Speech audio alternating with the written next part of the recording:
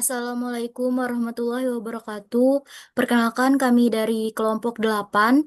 Di sini kami akan menjelaskan materi yang kedua, yaitu pemasaran jasa dan pemasaran relasional. Adapun nama-nama kelompoknya ada Fitri dan saya sendiri Laili Ramayanti, terus rekan saya ada Wilan Anggini. Selanjutnya akan dibacakan oleh rekan saya. Oke, sini masuk slide pertama yaitu pemasaran jasa dalam konteks pemasaran rasional. Sini mengapa relasional penting untuk jasa? Di sini ada 4 poin. Poin yang pertama itu interaksi dan keterlibatan tinggi. Pemasaran relasional atau relationship marketing sangat relevan karena keterlibatan dan interaksi antara konsumen dan produsen. Jasa begitu tinggi pada sebagian besar bisnis jasa.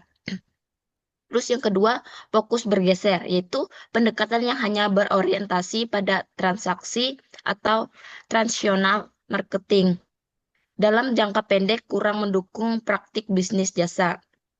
Terus yang ketiga, biaya lebih murah, yaitu mempertahankan pelanggan jauh lebih murah bagi perusahaan daripada mencari pelanggan baru atau biaya akuisisi 5 kali lipat. Yang keempat, langkah awal. Menarik pelanggan baru hanyalah langkah awal dari proses pemasaran relasional. Oke, set selanjutnya. Menurut Leonard Berry, 983, menyatakan bahwa menarik pelanggan baru hanyalah langkah awal dalam pemasaran relasional. Strategi ini mengakui bahwa mempertahankan pelanggan yang sudah ada jauh lebih hemat biaya daripada mencari yang baru.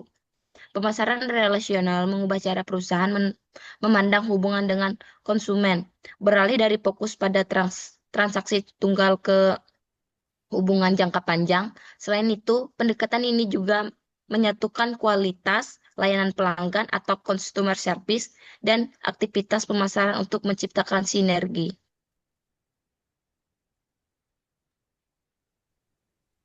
Oke, lanjut. Slide-nya. Di sini ada pemasaran jasa, yaitu sama dengan sinergi 3 unsur. Yang pertama ada fokus pelanggan. Dalam bisnis jasa, fokus pelanggan adalah pilihan tepat untuk menjalankan aktivitas pemasaran. Kedua, keterpaduan kritis. Ada pengakuan bahwa kualitas customer service atau layanan konsumen dan aktivitas pemasaran perlu dijalankan secara bersamaan. Yang ketiga, manajemen relasional.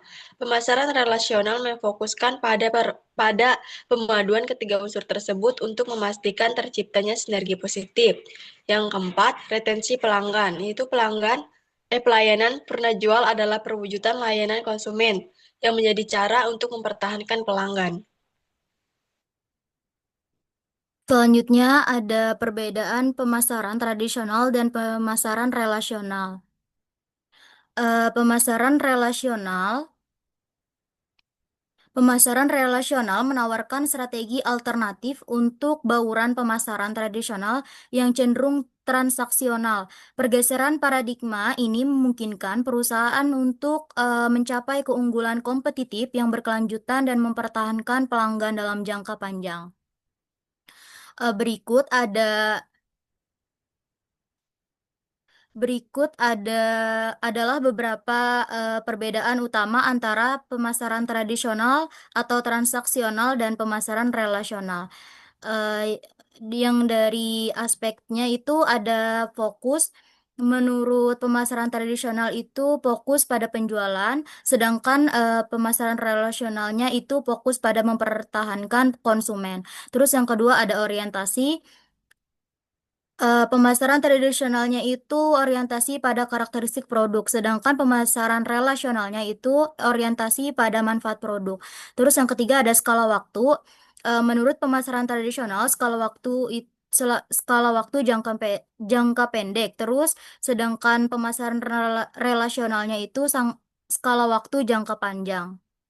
Terus yang keempat ada komitmen kepada konsumen. Itu pemasaran tradisionalnya komitmen terbatas, sedangkan pemasaran relasionalnya itu komitmen tinggi. Terus selanjutnya ada kontak. Menurut pemasaran tradisional itu kontak dengan konsumen rendah, sedangkan pemasaran relasionalnya itu kontak dengan konsumen tinggi. Yang terakhir ada kualitas. Menurut pemasaran tradisionalnya, kualitas adalah urusan bagian operasi, sedangkan pemasaran relasionalnya itu kualitas adalah urusan semua departemen atau orang. Selanjutnya di sini ada konsep inti dan tujuan pemasaran relasional. Terdapat beberapa konsep inti di dalam pemasaran relasional, diantaranya menurut Little dan Marandi tahun 2003 sebagai berikut. Yang pertama ada horizon atau orientasi jangka panjang.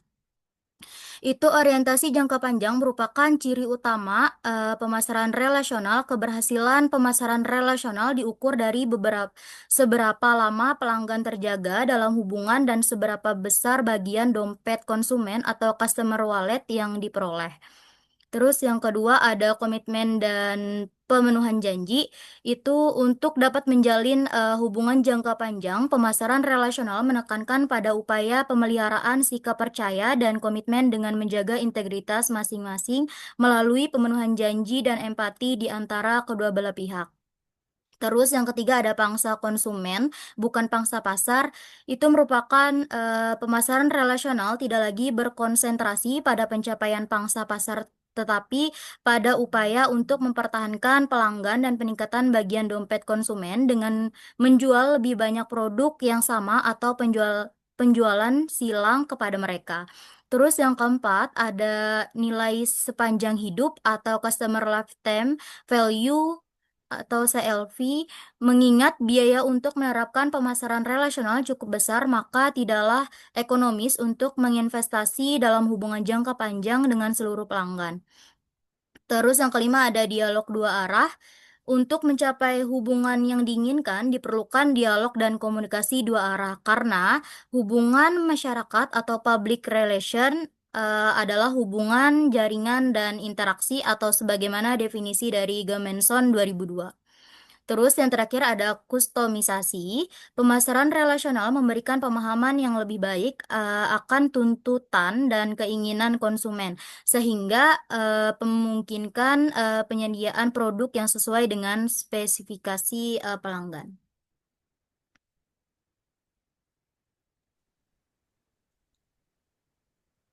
Bacalan. Nggak ada, Li. Ada Oh, nih. nih. Ngelek. Sorry, guys. Terus di sini ada tujuan utama dari pemasaran relasional adalah untuk menemukan nilai sepanjang hidup, lifetime value itu sama dengan LTV dari pelanggan. Setelah itu LTV diketahui, tujuan selanjutnya adalah memperbesar nilai tersebut dari tahun ke tahun. Laba yang diperoleh dari dua tujuan pertama kemudian digunakan untuk mendapatkan pelanggan baru dengan biaya yang lebih rendah. Dengan demikian, tujuan jangka panjangnya adalah menghasilkan keuntungan secara terus-menerus dari pelanggan lama maupun pelanggan baru. Oke, sekian presentasi dari kami. Terima kasih. Wassalamualaikum warahmatullahi wabarakatuh.